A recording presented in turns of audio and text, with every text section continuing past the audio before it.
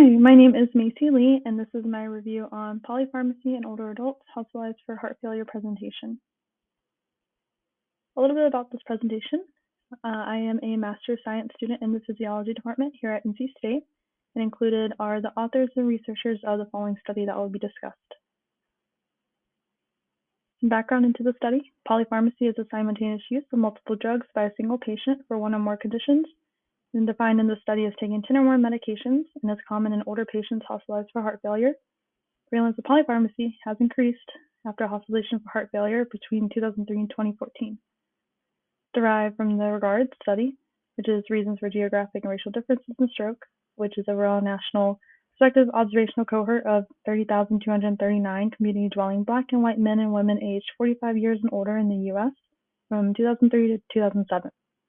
Overall, this study aims to address the knowledge gap by studying older adults hospitalized for heart failure, since the data on polypharmacy in the settings of heart failure are limited. Methods.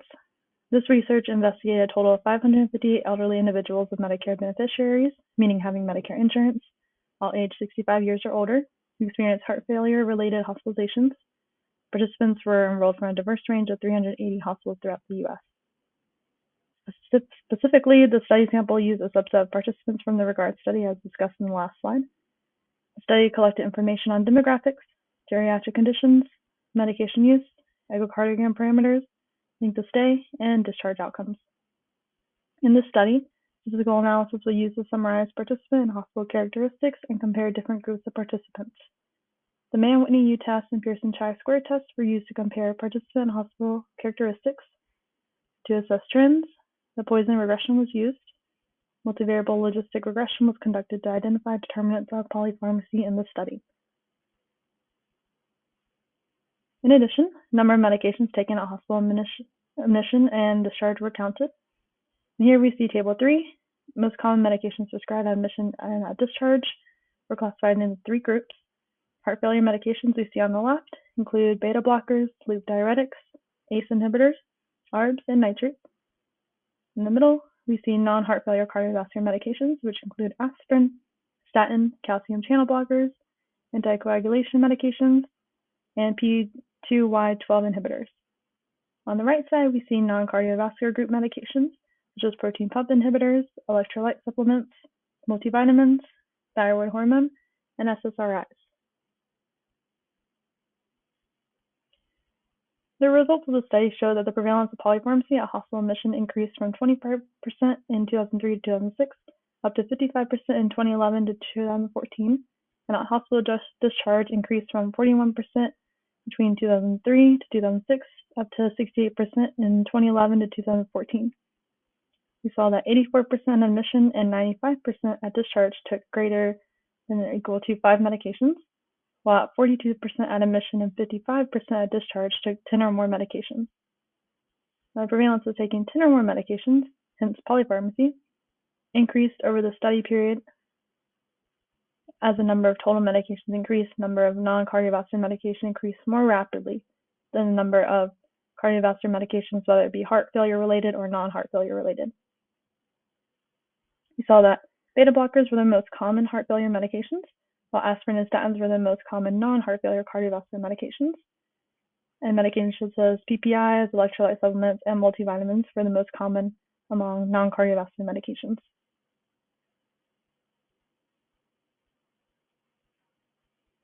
Here we see on the left, Table 2, most common medications initiated between admission and discharge.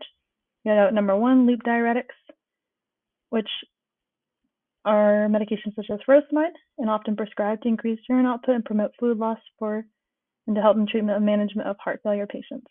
Number 2, we see beta blockers, which help block the release of stress hormones and to help the heart pump better. Number 3, we see aspirin, which helps prevent blood clots in those being treated for heart failure. On the right side, Figure 4, we see medication class counts according to total medication count. So we see Part A shows at hospital admission, and Part B is at hospital discharge. The graph shows 3 different colored lines. The blue represents heart failure medications, orange represents non-heart failure cardiovascular medications, and gray represents non-cardiovascular medications. So we see as all the different colors or medications are increasing over time, that the gray increases more drastically than the rest, which this indicates that as overall the total number of medications increases, the number of non-cardiovascular medications, which is the gray, increase more rapidly compared with the other heart failure and non-heart failure cardiovascular medications. So all the summary of all the findings indicate that a cutoff of 10 medications to identify polypharmacy may be optimal for identifying older adults with heart failure at greater risk for harms related to high medication burden, because almost everyone took at least 5 medications and over half took at least 10, which does emphasize the high prevalence of polypharmacy in this population. This indicates that strategies are needed to mitigate the potential negative effects of polypharmacy in older adults with heart failure, and overall the importance of reconsideration and optimization of non-cardiovascular medications could help reduce medication burden and indirectly impact the use of guideline-directed medical therapy for heart failure. Applications for this study in correlation to our course content. Polypharmacy has increased over the years due to aging population, higher mortality, advanced treatment options, and individualized treatment plans.